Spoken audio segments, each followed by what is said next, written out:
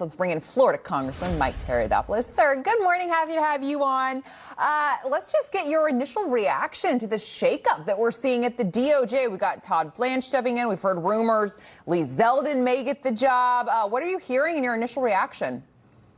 Well, first, Pam Bondi has done a remarkable job first as Attorney General in Florida, as she tracked down not just on violent crime in Florida, but on the pill mill crisis. It's the reason why, of course, the president selected her.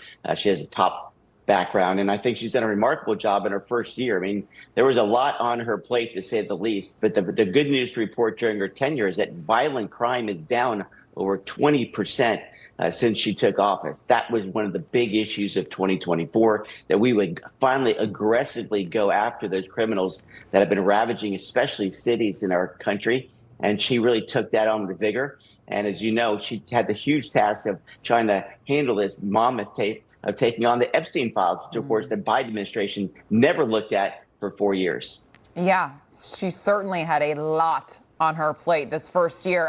But I do want you to take a quick listen. So Democrats on the House Oversight Committee, they are now demanding the Bondi still testify under oath about how she oversaw the Justice Department's release of the Epstein files, as you just mentioned right there. Do you see that happening, and do you think that she should still testify? Well, that's going to be a decision that's ultimately made by the committee and, of course, Ms. Bondi. I mean, but let's just look at the facts here. I mean, for 4 years, Biden administration did nothing on the Epstein files. And, of course, now the Democrats have so-called found religion on this. The Republicans, and specifically Donald Trump, made those files possible. He talked about it for 4 years. He kicked out this guy from his life many years ago. And Pam Bondi, I think the final total so far is that over 3 million files have been released. But I think there should be more put out there. But we should always protect the victims on the Epstein cases first and foremost. Those are the ones already victimized. And sometimes when you're in a rush to get these things out, which we were, we want to make sure they're protected. But I think in the end, everybody needs to know who's in those files, because what was done to those young ladies and boys, sadly, is horrific. And those folks need to face justice. I mean, absolutely. So well said. We cannot forget about the victims. That is the most important thing. And justice needs to happen on their behalf. Sir, while I have you, I do want to pivot over to the DHS shutdown. President Trump, he had this to say yesterday, that he will soon sign an order to pay all DHS employees until the shutdown ends. My goodness, sir. I mean, is this going to finally clean up the airport, just utter chaos that we've been seeing all around the country?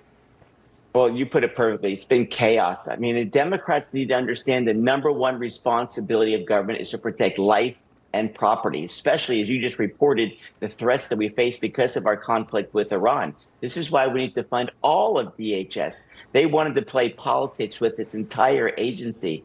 Look, they allowed 10 million people into this country. It's why we need ICE agents and border security. They were unwilling to fund it. I'm glad to see the president, again, has stepped up to protect America, and that's our goal. In a small way, what I have said is I'm not going to take a paycheck until we pay all the people at DHS, and Republicans are committed to protecting all of that agency. I mean, think about the challenge you take. You're working hard, all these threats, and these folks weren't getting paid because the Democrats had to appease their left-wing base. I'm glad to see the president stepping up, and we're going to do the same. When we get back from break, I think you'll finally see this fully funded, and we need to allow these people to get back with their life and, more importantly, protect our homeland. Yeah, I mean, and the Democrats were just so willing just to upend everyone's lives to protect illegals. Sir, it has been quite a busy week, so finally, while I have you, I do have to get to this. We are headed back to the moon. I want to get your reaction to that successful launch of the Artemis II this week. I mean, it was actually right in your backyard at the Kennedy Space Center. Well, that's right. It's a thrill. As you know, I chair the Space Committee here in the United States Congress. I was there in person with, of course, the leadership led by Jared Isaacman, who's been fantastic as our new NASA leader. And we're going to eventually create a moon colony. But what a great way to bring America together, of course, with this spectacular launch over our Florida skies. And it just shows when America puts its mind to something, anything is possible.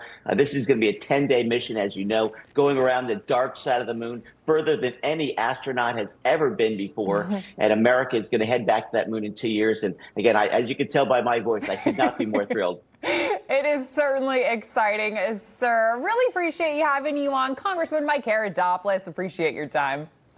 Always great to see you. Have a wonderful morning.